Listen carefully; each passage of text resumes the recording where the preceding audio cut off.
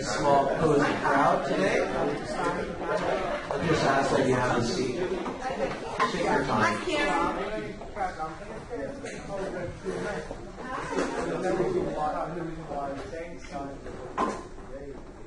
Good morning, Beck. Good morning. How are you today? I'm having a ball already. I see that. I see that. I'm You're recruiting today, so I give you that opportunity. Absolutely. I'll try to catch up with you after. Terrific. Good morning, everybody. My name is John Pravanik, and as founder and president of the Diversity Initiative, I'd like to extend my appreciation and thanks to each of you for joining us today for this business and breakfast event.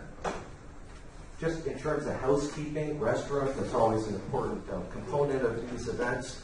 Through the doors, to your right, your first left, and you'll have the female and the male version. So please just take note of that. I'd like to just start by thanking some supporters of this morning's event. Firstly, Dr. Robert Chun, president of the outstanding Hillsborough Community College that we're in this morning. And of course, RSA, who is not here to join us today, but for their strong commitment to elevating the disability community here in Tampa Bay. Today marks our third in a series of 4 events taking place in the greater Tampa Bay area that promote diversity and inclusion of persons with disabilities in the workforce.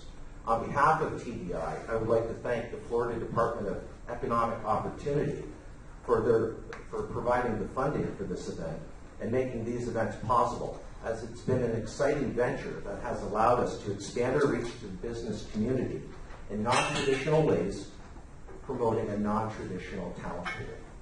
We would also like to thank our Florida VR colleagues. I'm going to ask Mike Jones to just quickly stand up for their ongoing partnership with our agency in support of our mission. Thank you, Mike, for joining us. I appreciate that.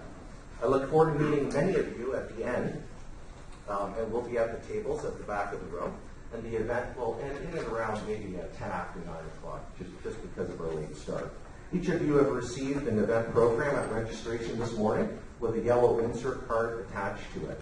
If you'd like to schedule a no-fee consultation with a TDI representative in the near future, please complete and insert the insert and give it to one of our volunteers at the end of the event. It is now my pleasure to introduce the MC of our business and breakfast, Councilman Mike Suarez, Tampa City Council Chair and Insurance Executive. Mike's bio on page 4 of our event program highlights his many years of public service and passion for helping others. Ladies and gentlemen, please join me in welcoming Mike Suarez to the podium with a round of applause.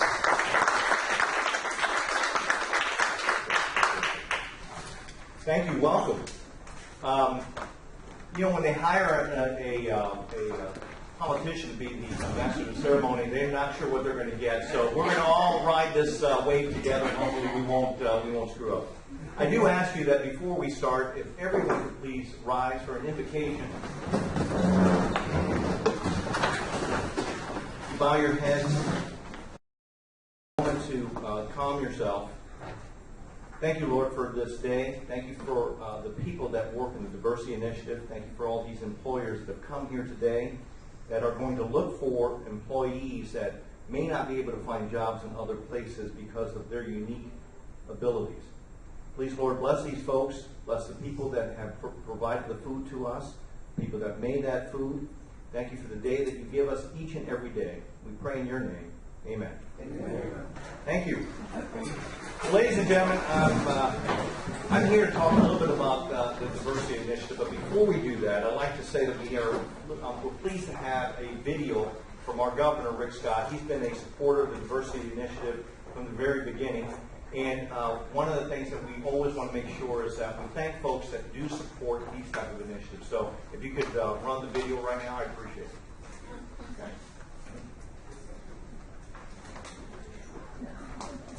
Hi, I'm Governor Rick Scott. I am honored to welcome so many advocates from all over the state to the Diversity Initiative's Lunch and Learn event. You are very strong voices in the community for individuals with unique abilities in Florida. Thank you for all you do We want all families to have the opportunity to live independent, healthy lives. A job is the number one way to change a person's life, and individuals with unique abilities deserve every opportunity to succeed. By leading the charge to create these important opportunities in your workplace, you will change lives. I look forward to working with you to make Florida the best place for individuals to live their dreams. Thank you. Well, that was a wonderful presentation from the governor. I just want you to know that we are not going to stay through lunch, even though we did say lunch and learn. You know, one of the things that we try and do in the city of Tampa is that we try and find those folks that have unique abilities that can work for us. Now, you know, they call it the diversity initiative not because we don't already celebrate diversity throughout our workforce all throughout the city of Tampa. They call it the diversity initiative because we're trying to be diverse in what we think and what we feel about people that have unique abilities. I know that one of the first examples of that type of ability was when I went to McDonald's Training Center. And if anyone been to the McDonald's Training Center, if you have not been, you should go. They make the transponders for you know, our toll roads. So, you know, when you put a transponder on there, they make them over at McDonald's Training Center.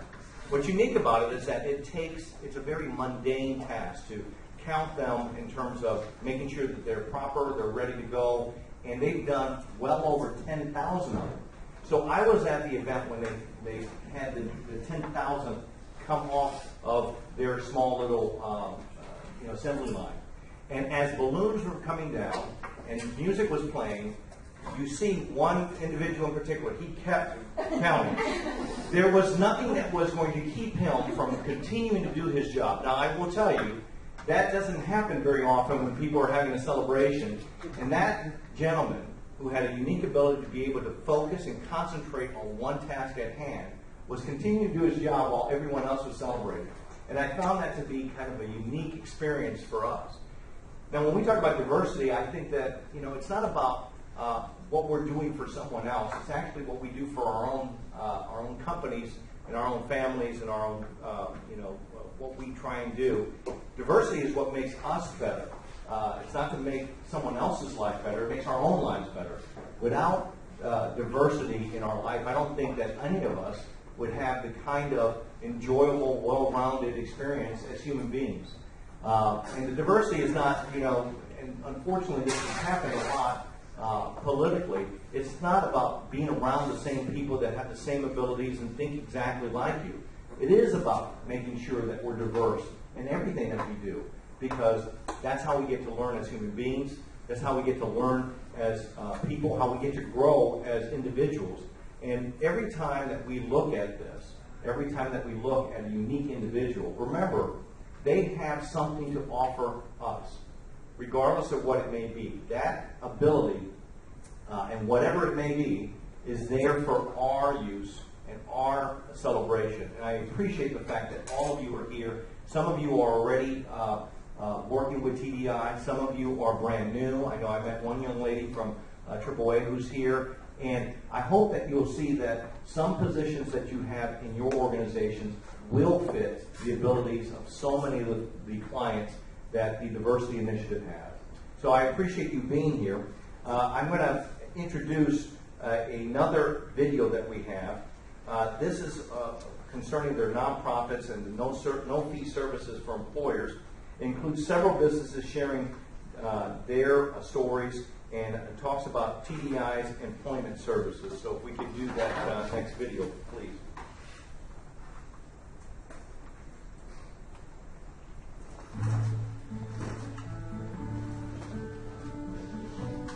Persons with disabilities represent the largest and most versatile talent pool in our economy. The range of abilities, talents, skills, experience, and education that reside within this group is as or more diverse than you would see with other talent pools.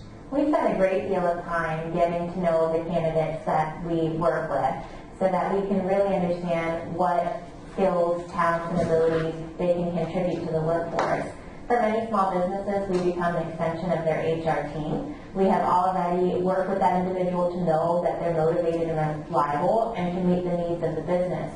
So because we've invested the time in getting to know the candidate as well as the organization and their needs, when we refer a candidate to a business, there's a 90% chance that that person's going to work out, not just 50-50 like traditional hiring methods. And Vanessa, after I got this job, and it's really a lot of fun now. And, they gave me an opportunity to work at the clerk's office, and it's been a lot of fun. I've been doing a lot of work.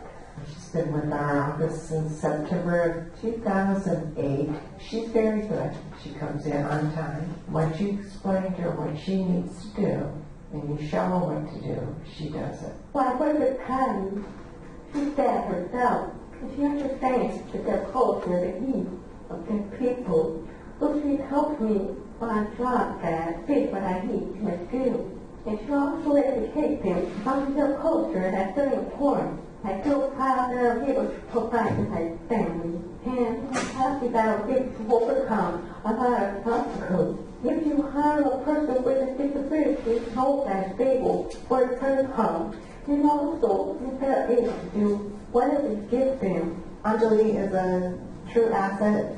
She came to us from the minute I did her phone interview. She was so warm, and it's very helpful to have someone like Anjali answering the phones. She also has a great work ethic and is completely compassionate to our population. TDI has been very supportive of our staffing needs. They give us good quality candidates. They also provide support after the employee gets hired. They offer job coaching. They will pull in every resource they have in order to support that employee. There are many benefits to diversity and inclusivity in the workplace, more than just employee morale. There are significant increases that businesses who have done this successfully, like WellCare, have seen from including individuals with disabilities in their workplace, such as increased productivity, decreased costs of turnover, ability to execute plans more effectively because of the diverse perspectives in the room. And those are the many benefits that we want all employers to know about. TDI provided us an introduction to Anthony, and he's been an incredible employee to us. We've loved working with him. He handles all the management of the warehouse. He does all the pick, pack, and ship. He handles many different parts of the operation for us. With TDI, they've been fantastic. They've not only kept in touch with us to make sure we're happy, but also have coached Anthony to make sure that he's doing the work that he needs to do and that he's successful at his job. If we did ever need another employer, we'd definitely use TDI again. They actually care about you. They think you're worth something. Sometimes that's what we all need. We all need to feel like we're worth something and you have value in life. It gives you purpose. Yeah, TDI, they help me get the job, which I'm grateful. It's still full-time, still 5 days a week, and everything's great. We've had a lot of struggle actually finding the right person for the position that Anthony's in. We had a lot of turnover. We had great people that came in with a lot of warehouse experience, but they slowly but surely didn't show up for work, or there was a lot of turnover. We went through several employees, and Anthony's been amazing. If I could pick a person for the position, I wouldn't have guessed it would have been him, but it was. He's been incredible. He shows off. He's diligent. His work ethic is unbelievable. But not only that, his particular attention to detail is incredible. You can't take him off task, and he works fast and solid and very good quality. And we just love working with him. I love my job, and thank you, TDI. TDI can provide really good quality employees as far as also interaction with them. They're trained, they're interested in being in the position, they'll find the right type of person for the right employer and the right position. They're going to align that, as well as finding someone who's really interested and enthusiastic about their work. No fees, that's the best part. I mean, to get a great employee like that and also have it for free, it's a no-brainer. Our agency has invested in becoming a resource to the business community through our no-fee consultation and recruitment services. TDI spends a great deal of time promoting our services to the business community and educating employers about the versatility and value of this diverse talent pool.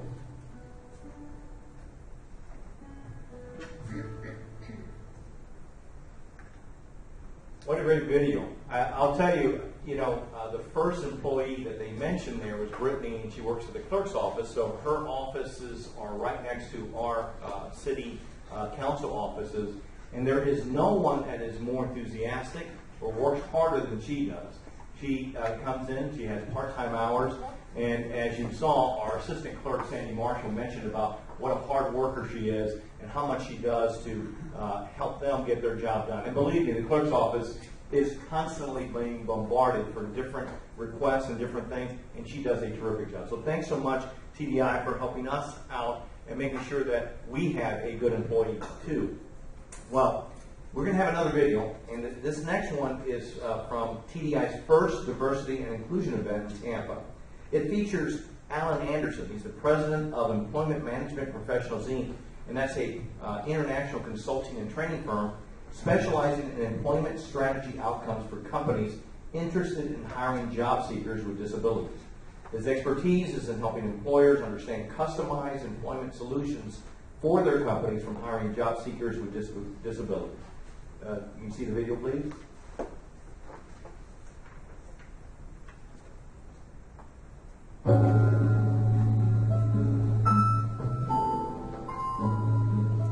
Alright, thank you for the invitation, and let me tell you what I'm going to be speaking about.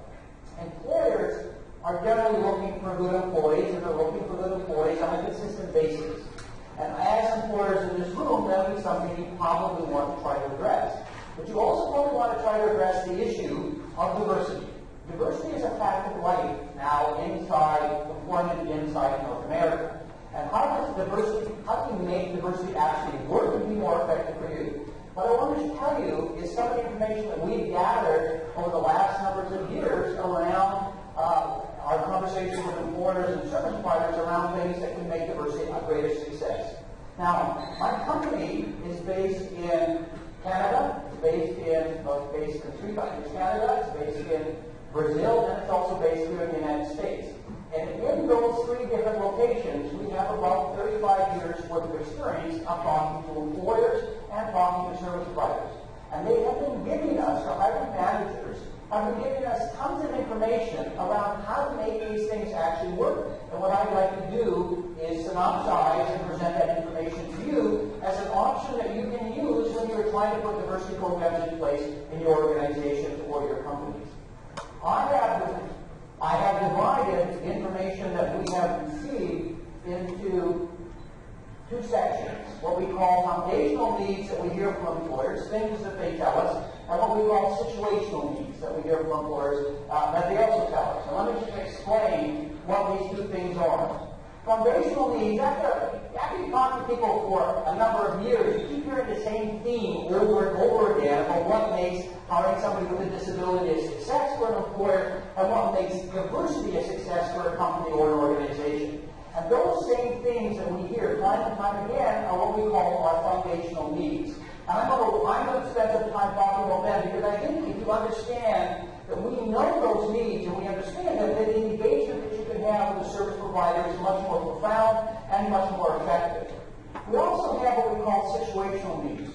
When you talk to individual companies at an individual moment in time, I'll give you a funny little example that when I was in the field, we had a lumberyard company call us, and they were looking for somebody to work in the yard cutting material, driving a truck. And when he told us on the telephone what we were looking for, my staff said to me, "We don't have anybody that can do that." And I went in, I said, "Listen, just go out and see them. When you go out and see them, ask them what they want." And they went out to see them, and we heard this long list: driver's license, true commitment, and measure, all these long lists for this lumberyard person. And when they went out to see them, the manager said, "You have somebody who can start tomorrow?"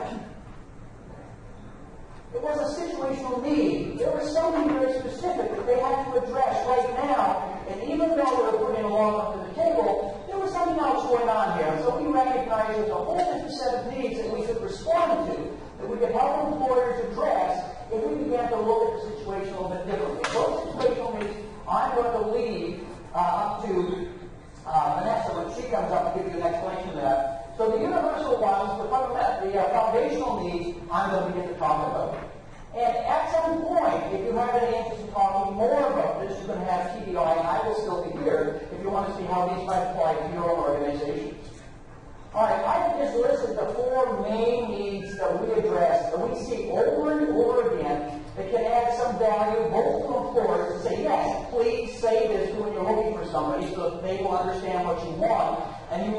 comfortable getting into that relationship. The first one is employers continue to say to us, make sure you listen to us. I can't tell you the number of times I've talked to employers who say, I would really like to be involved, but the challenge is they don't hear me. They don't understand what I'm saying and what I need. And therefore, because they don't hear me, it's very hard to get into this relationship alone when I don't really understand it, I don't know what to do, and therefore I really do need them to listen to us.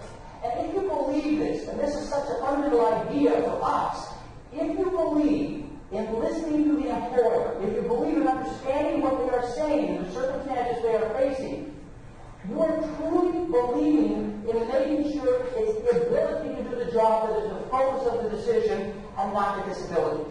When you truly listen to an employer, when the employer truly can tell you that themselves, they themselves will begin to disregard the disability. Because what are they focusing on? And as an employer, you will notice, you are focusing on, can this person do this job? That's all we have to focus on. But if we begin to focus on things like, my favorite line is from employers, do not sell me the disability. I'm not interested in buying the disability. It's irrelevant. Sell me the candidate. Tell me what that candidate can actually do for me, can do for my company. I believe in the cause, and I'm not giving about the cause.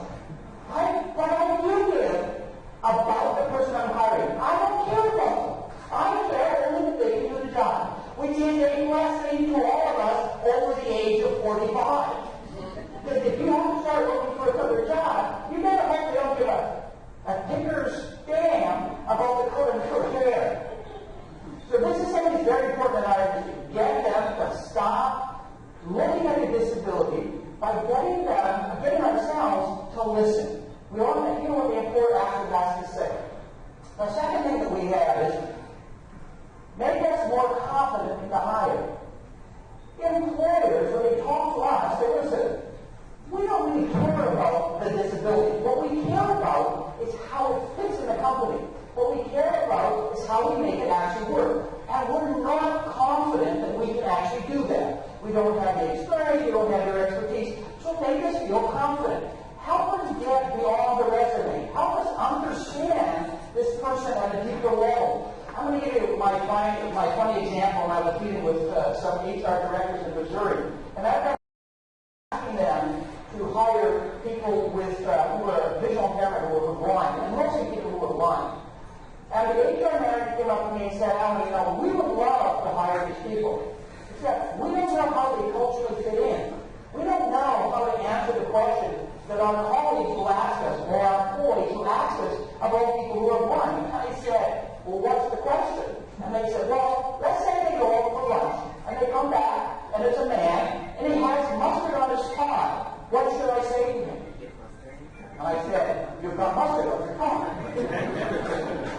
The ordinariness of the relationship, because it is new, is difficult for employers to embrace. And because of that, we need to give them that kind of support. To be able to have them believe that they can be confident that the decision they're making is about the skills of the candidate, or what that candidate can actually do for them.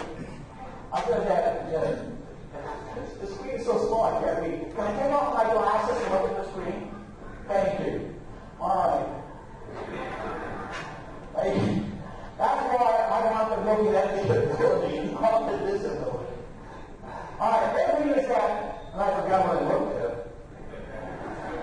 Yeah, how do I pull out the assets of a candidate? One of the things that's hard is that when you don't really have that traditional view of the person, where am I at my time? I got 1 minute left, so I got to do that one pretty quickly. Like, when you don't really have that traditional view of the person, it's hard to know how to get involved with them. So help us pull out those assets of the individual. And look out for our interests. Employers want us to say, when you've got something great, tell us about it. Look out for us. Help us solve problems ahead of time. Help us know, or help us plan how we can use this in other ways to take us to new places. The most common example I get after employers hire from us is to say this: when you've got another great person, tell me. That's going to help me. I don't want you just to wait till I get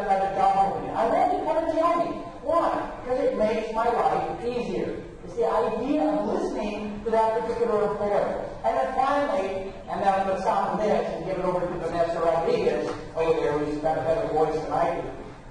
Work ethic. For some reason, work ethic is sifting away like sand.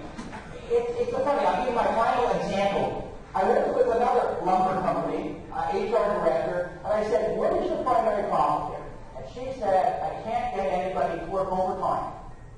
Right, they play double time and overtime. And I said, what? Can't get anybody to work overtime? She said, no. She said, no, it's just part of how people think now. Their job is 9 to 5. I can't get a bigger commitment than 9 to 5. And I think back to when I was a kid. What did your dad tell you when you were going out to work? Work your ass off. Right? Take all the overtime you can get. Why? If they didn't buy a car, they're not using the family car anymore. So, that mentality that they're dealing with, they're wrestling with some new ideas. Where they're coming from, I don't know. But it's an advantage if we can hear that and we can provide new type of solutions to those employers. With that, thank you. I'm going to introduce you to Vanessa Rodriguez, who is the Vice President of TDI, and who works next to the department. Well, you can see why they did the video, because he's much more entertaining than I am. And it's funny because I didn't know that the video was going to have him introduce Vanessa, because actually I have to introduce Vanessa. I probably shouldn't have even come up here and said to go ahead and do it. Well, anyway, you can see that somebody of his stature and his experience, having to hire people from all over the world, understands why this type of organization is so important. So I want to introduce now Vanessa Rodriguez. She's the Vice President of the Diversity Initiative. She's been with John and the organization since he founded the agency and began providing services in 2010. And I also want to congratulate TDI for having over 1,700 successful employment connections of job seekers with disabilities during the past 6 years. They're a great organization, and I think that you'll find they're a wonderful partner to work with. Vanessa, please.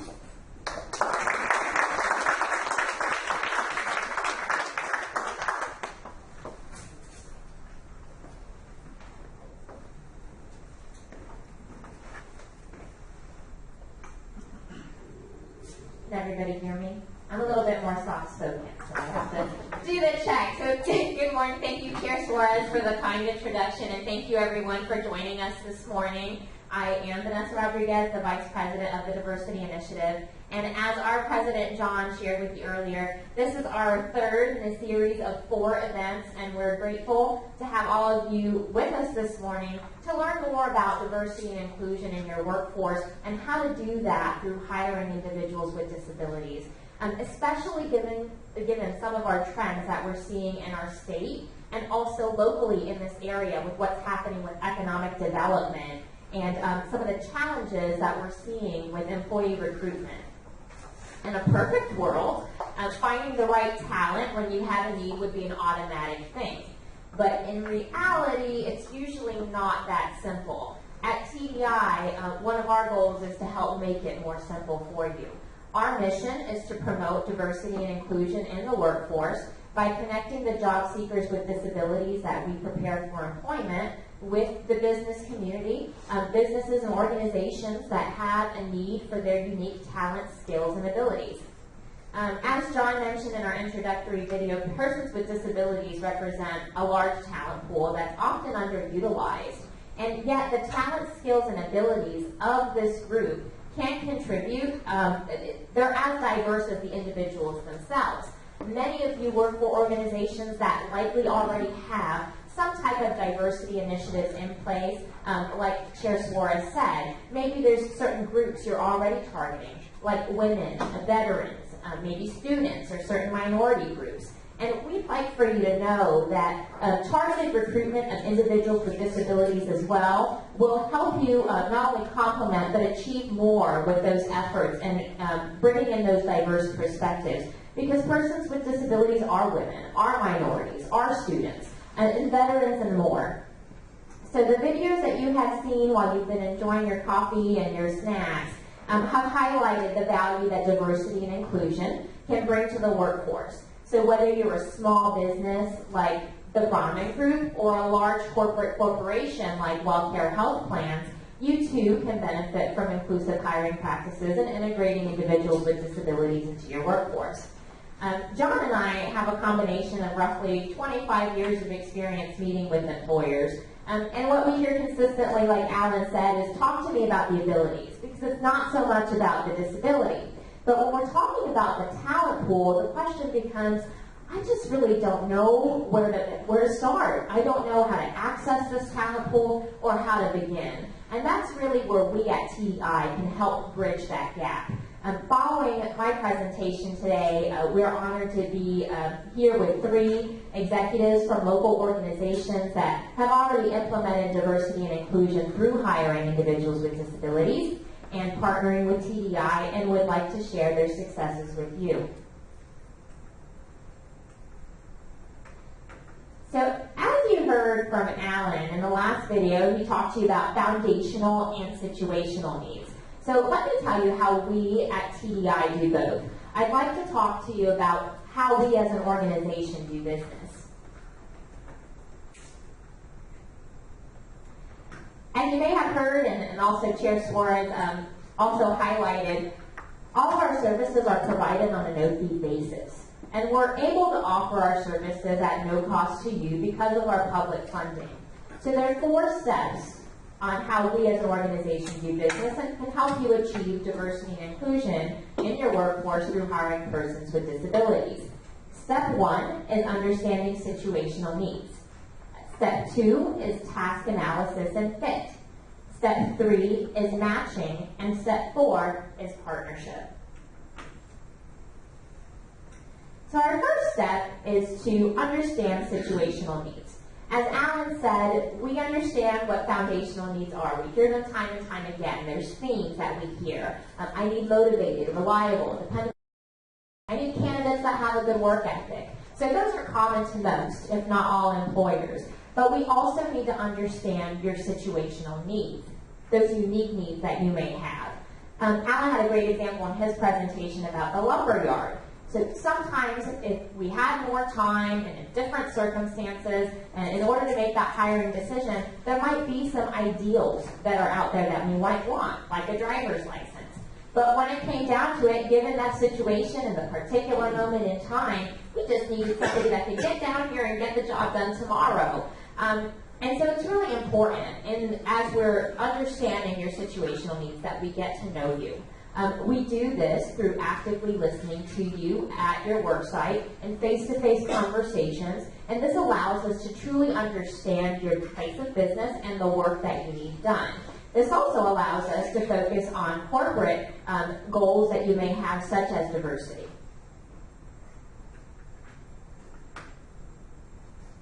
So building on the understanding of your place of work and your needs in step 1, in step 2, task analysis and fit, we look at a specific job and the associated tasks that need to be done at this moment in time. So what are the important tasks for this job? What really needs to be done given the particular circumstances in this moment in time? And of course, we also understand that certain tasks need to be done within an environment, and that becomes what we refer to as our fit. So, how does this person, what do they need to be successful here in this moment, and also for the future? How do they need to fit in order to get the job done? We hear a lot from businesses about job descriptions, haven't had the time to update them, it's not priority, maybe they're outdated, maybe they're templates. And so meeting with the hiring manager that's responsible for that particular position is an important component of this step to further our understanding of the critical tasks that need to be done at this moment. We've all heard the expression that timing is everything, and that's certainly true about this step. And when we think about the lumber yard, just needing somebody that can get the job done tomorrow, meeting with that hiring manager would then allow us to learn what those critical tasks are that need to be done to be or able to propose a solution. In addition to meeting with the manager, seeing the job performed during our consultation furthers our understanding so that we can learn key parts about how the job is performed, but also learn the nuances about the fit. And for example, we were working with somebody who was interested in a position with the school district, and as a lunchroom aide, which the school district calls student nutrition aide. So we're looking at the position, and one of the highlights was it did talk about environment a little bit. It talked about the noise level being a 4. But what does that really mean? And how might that impact the work being done at any given moment in time? And that's where observation of the job being done is a powerful tool that allows us to have a better understanding of the job in order to move into step 3.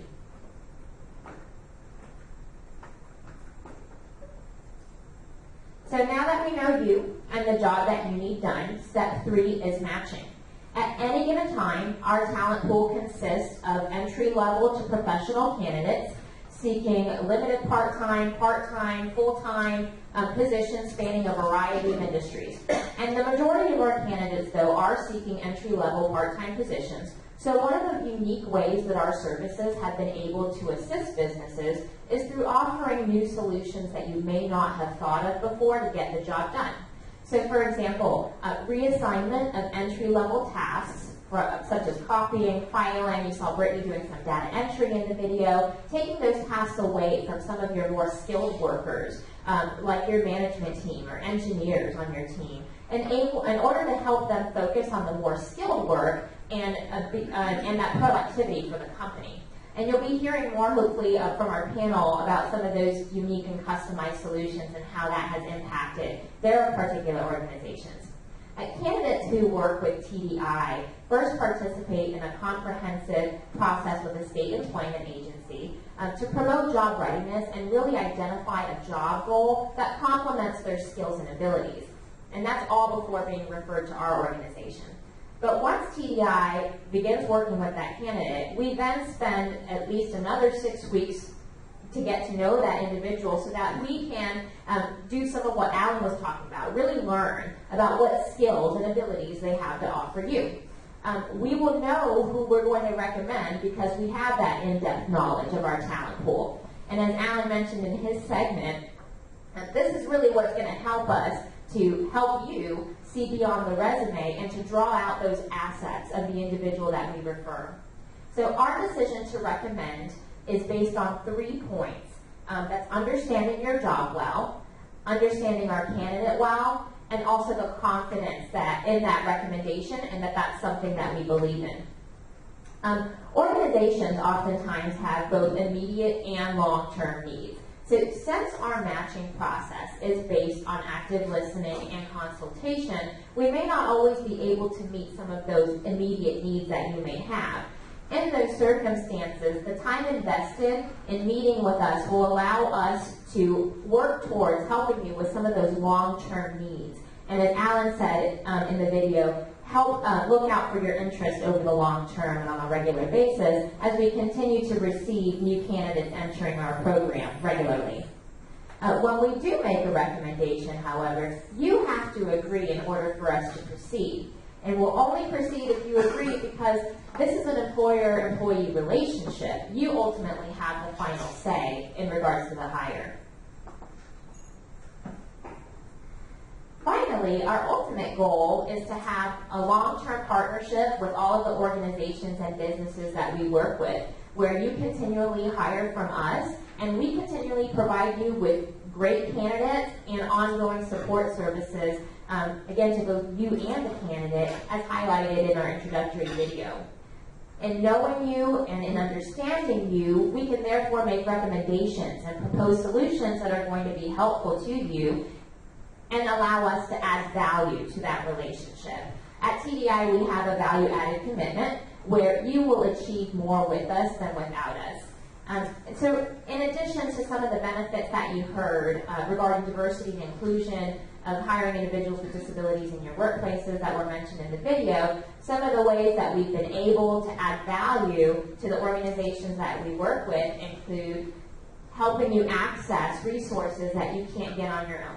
A faster response time, as Alan said, helping you foresee your needs and letting you know when we have candidates that meet your needs before maybe there's an opening. to help that process be easier for you, giving you access to candidate proposals that give you more choice and first choice of available candidates. Answers to your unique disability-related questions, like Alan pointed out in the video with the mustard and the tie, and we can help with that. And also just the unique job solutions, solutions to problems that won't go away, or maybe just need a new perspective, like the task reassignment. So, if you haven't figured it out already, we want to do business with you. We'd love to talk to you about that opportunity. So if you have an interest in learning more about diversity and inclusion and how TEI services can help you, please fill out those yellow cards. I don't have one up here right now, but the yellow cards that are with your program, Kim, thank you. And that's if you have an immediate need, an upcoming need, if you have an interest, if you see our services taking your organization to a new place. We invite you to fill out the information on those cards so that we can connect with you following today's event. Our volunteers will be collecting those from you, so if you're filling them out and interested, hold them up for us, please. Or you can come and see us following the event. John, I, and some of our team members from both our Tampa and Brandon offices are here and would be more than happy to speak with you. And so come back and see us. So, Chair Suarez had to run out, and I just wanted to thank him, even though he's not here. He did have a city council meeting this morning, and bless him because he still came out here to do this. We really appreciate him being our MC today and his support, and for everything that he was doing to promote our organization, and more importantly, ensure that our community has what we need to get the job done that we need done. And so at this time, that really concludes my presentation, and I hope that you found the information helpful. If we could just trigger the lights real quick. And it's now my pleasure to introduce our featured panel of speakers and invite them to join me at the front of the room.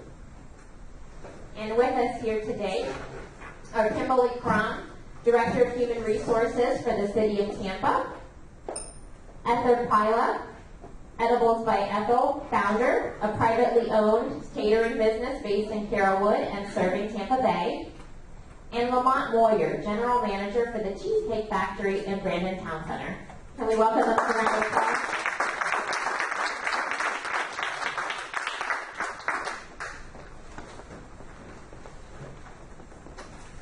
So thank you, speakers, for joining us today.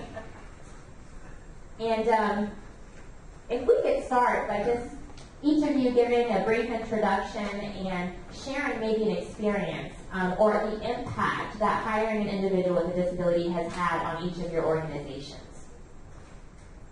And anyone's welcome to start. No, I can start. Let's give the microphone. So, hello. Right.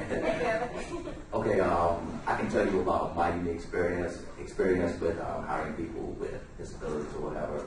I've been doing the restaurant business for over 25 years, and I remember when in my first job, I was a manager at Red Lobster, the first person that gave me an opportunity to be a manager, and my entire prep team was deaf.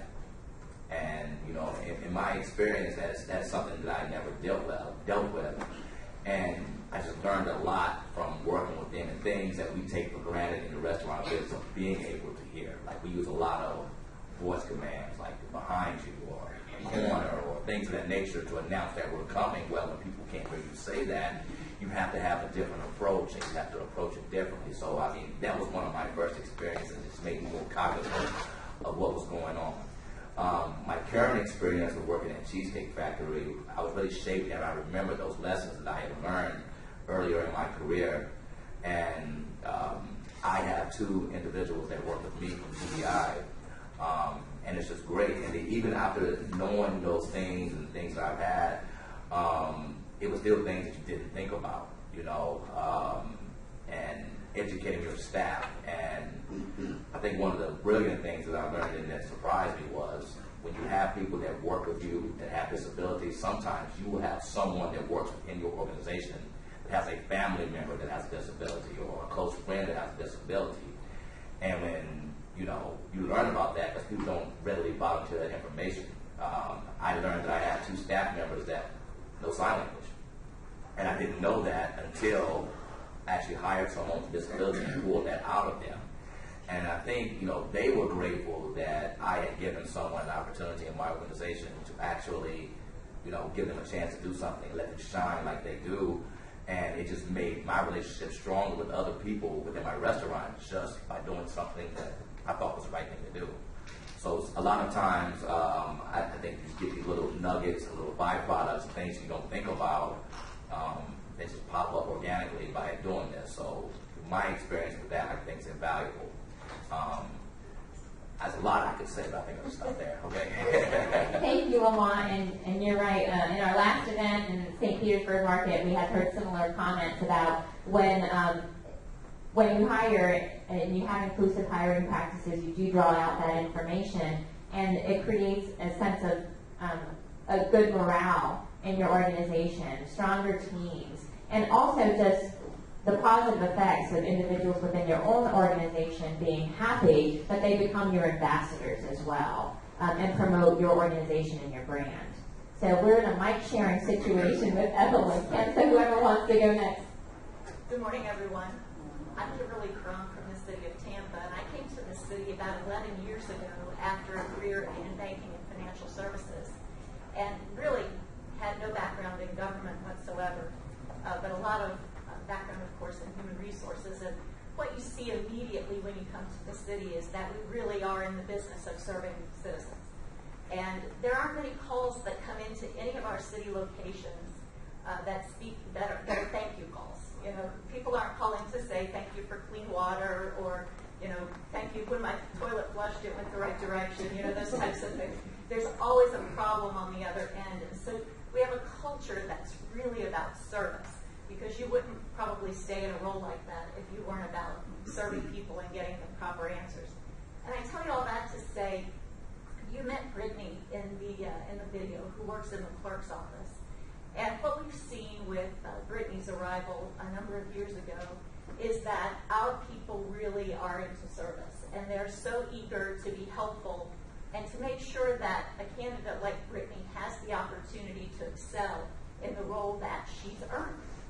And with that being the case, not to say that there aren't a few mother hens watching out for her the first week or two that she was with us, but she has really been able to live independently and to feel really good about the role that she's earned at the city. And I think that's so important. We have one other example that I'm thinking of this morning of a woman that we hired in the time that I've been with the city who's a little person. And when she came to us, she had some unique needs, but she was absolutely the most qualified for the job. And since her arrival in about 2007 or 8, she's been promoted multiple times across the city. And we have to work sometimes to make accommodations for her seating and those types of things, but she is a dynamo. And the value in your workforce that your workers receive, just like Lamont said, outweighs any challenges that might come about.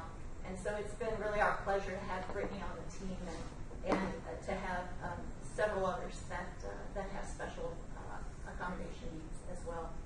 And so I want to thank you all for being here, and I look forward to your questions.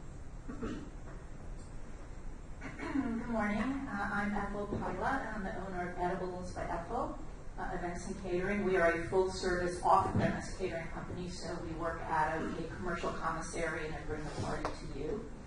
And I was introduced to TDI through a breakfast just like this several months ago. And I seen it on social media and was always interested in having a more inclusive workplace than I did, and didn't really know how to go about finding employees. And to me, it was just a no-brainer, and getting to know the people in this organization and how helpful they have been. So I have one young man who works for me, and what hit me this morning in watching the videos and talking about, and how they're hearing over and over that employers don't want to hear about the disability, they want to hear about the abilities. He's been working for me for 3 months. I honestly can't tell you what his disability is. I have no idea. He is so focused on whatever task we give him. The first day that he came in with several of the support team from TEI, who hung out with us in the kitchen, I gave him one very specific job, and then I wanted to see if he could multitask and how many directions he would be able to follow at one time, just trying to get a sense of what he could handle. So I said, you know, could you please do this, and then you're going to go over there and take that and put all of that on this tray after you've, and I think the list was up to 4, and boom, he was on it like that. And I knew immediately that he was going to work well in our kitchen. And the other thing that I love about him is that he, as opposed to, I'll tell you, 90%, we have a lot of young people who work for us. And the work ethic is sad, to say the least. There really isn't a better word for it. And this young man, you give him this task, and after a couple of weeks with us, automatically on his own was looking to see what needed to be done in the kitchen. That sink washing dishes without being told. He's putting things away. He is garnishing information from watching everything that's going on around him, and really being a self-motivated employee, which is so hard to find. And I, within 3 weeks, said to TEI, okay, who else you got for me? And next week, they are bringing me a second possible candidate, and I can't wait to meet her and look forward to a really long relationship with this fabulous organization.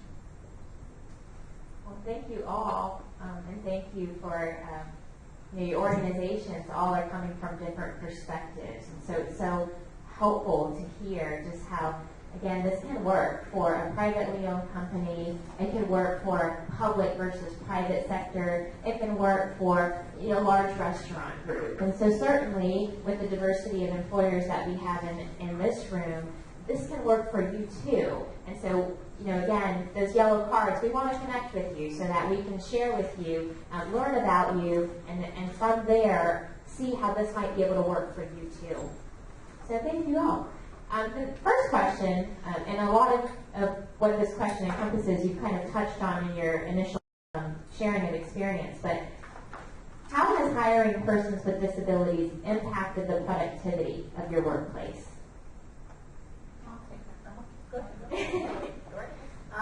So being able to have someone who was starting kind of, in my situation at very basic prep, is freeing up other people who can move on and do jobs which they, a little bit higher skilled. We do all our own baking, so they're not sitting around chopping 9,000 pounds of whatever it is, where this young man is very happy to stand there and chop 9,000 pounds of whatever it is allowing me to move quicker in the kitchen and to be much more productive. So just a little anecdote. Yeah. With Brittany in particular, you saw her typing. She's a very accurate and very competent typist. What you may not know is in the city clerk's office, that office is all about keeping the historical record of every board meeting. So today's city council meeting, there will be minutes from those meetings. There'll be ordinances that are passed or various items of business that are passed that all have to be notated. Well, back in the day, that was all done by hand. And so there are ledger books, huge, enormous, like pretty calligraphy stumbling over the word, but you know what I mean, books of data, and they go back for decades that needed to be input into the system so that today when we're looking for something, you could call it up with a Control F rather than going back through the, old record book, and looking for a particular item. There was absolutely no time in the office for the labor force there to be able to take time out to enter that data. It was always something that got pushed to the side that one day maybe we'll be able to get to it. And so with a candidate like Brittany, who, like so many of the others that we talked about today, it has a laser focus. In fact, when we did the video, I'll tell a funny anecdote. When we did the video, a TDI came in and she didn't want to stop typing to do excited to, you need to stop typing so that, you can look at the camera. So with that type of focus, she comes in and her 4 hours, she is typing. And those reams and reams of information are now being included in the record electronically, so that when the clerk needs to search for something, or when someone comes from the outside under the public records law and wants some particular information, people don't spend hours looking at the old record. They just control F and they can find what they're looking for. And so having a candidate whose skill set absolutely matches exactly what's needed. Now, who knows one day what Brittany might do, but today she is elated to have the role that she's got, and she's perfectly suited for it. Thank you. I think for me, we're not supposed to have favorites where I work. We're supposed to treat everyone equally. But for disclosure in front of this group, I do have a favorite. Her name is Heather. And Heather actually folds napkins in my restaurant and does roll-ups, which I serve over 10,000 guests a week, so you can imagine how many roll-ups and napkins that we do. First of all, I love Heather because no matter how bad my day is, she makes me laugh. She's a very funny individual, very spunky. You know what I mean? I like her a lot. So just by making my day and making my day brighter when I come in the door is a benefit. As far as from a productivity standpoint, she's fast. And so fast is like when she's working, I typically have her by herself. If she's not working, I have to have 2 individuals to do the work that she does. So from a productivity standpoint and what she brings to the table, you can't put a price tag on that. She loves what she does. She loves coming to work. You know, no, I'm not supposed to hug my employees, but I'm compelled to hug her when I see her because I just like her so much. I think she's a wonderful individual. And, you know, just to get that work ethic that she has, I'm sure that Ethel can attest. I mean, and even Kim with the city of Tampa, like the work ethic that people have now is not great. Not when I grew up. I had to work very hard for everything I had, so I have that work ethic. So I expect people to have that same work ethic, and not many people do.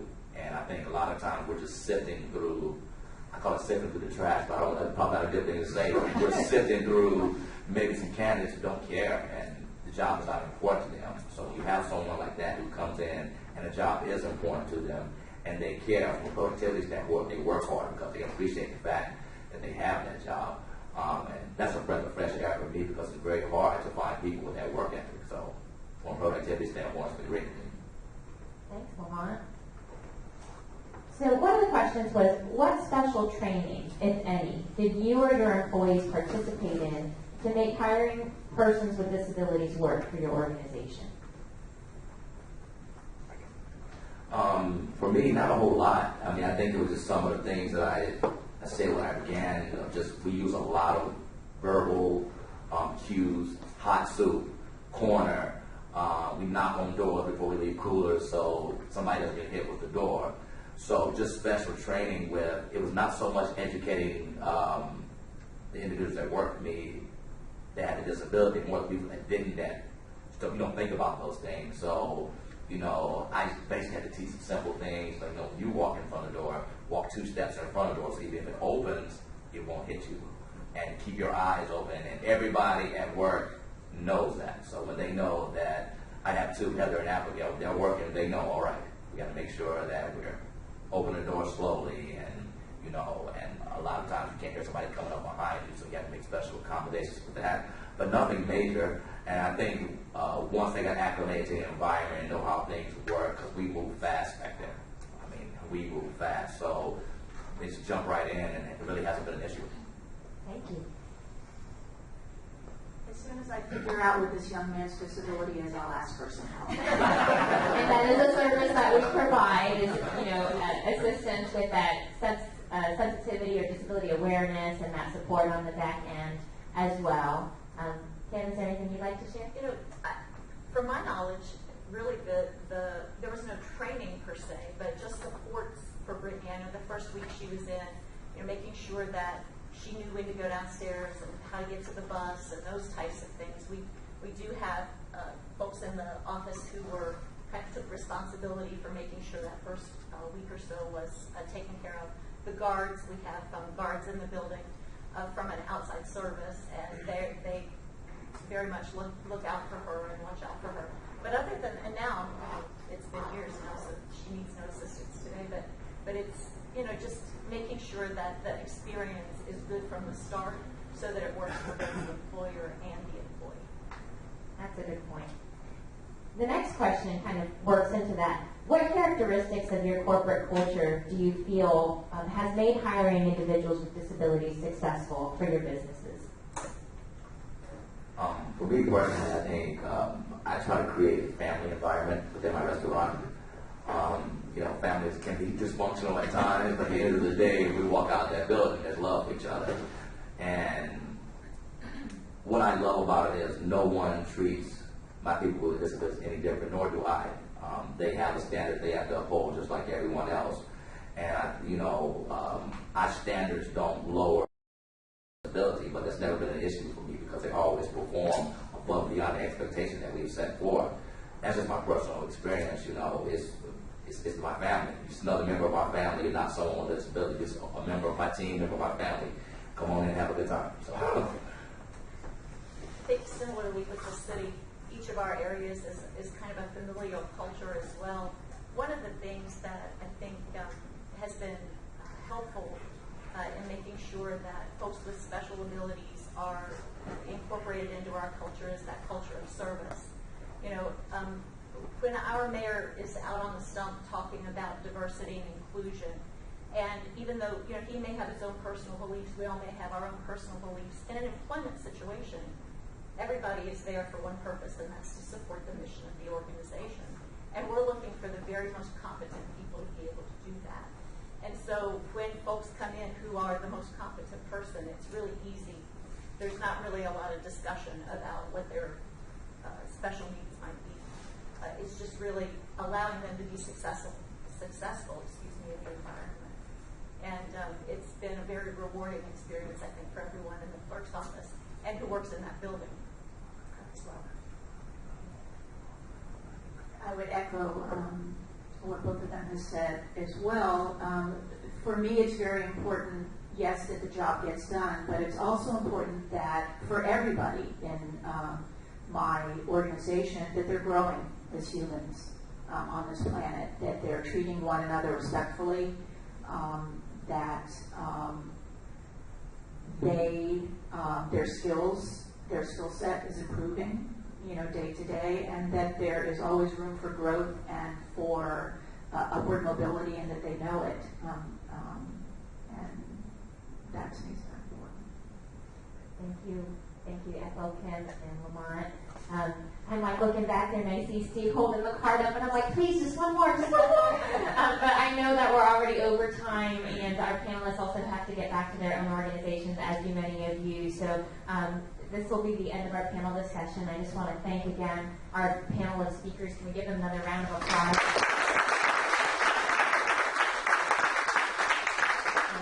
Thank you again for being partners and ambassadors and sharing those experiences, because it does help to break down some of the barriers and perhaps misconceptions about what hiring an individual with a disability really means, and letting people know that there is support to make sure that that's done successfully. So thank you all very much. At this time, I'm going to have John come back up here and close us out. I get the easy part here, right? The intro and the conclusion. So this concludes our presentation this morning. Once again, thank you to the panelists. You all brought a great deal of knowledge and experience to impart on each of us. So I hope we can all walk away with something. Thank you to Vanessa. You always do an amazing job, so we super appreciate that. If you do have a yellow insert card that you have completed, please, by all means, reach out to our staff in the back. We'd be happy to take that and continue this conversation.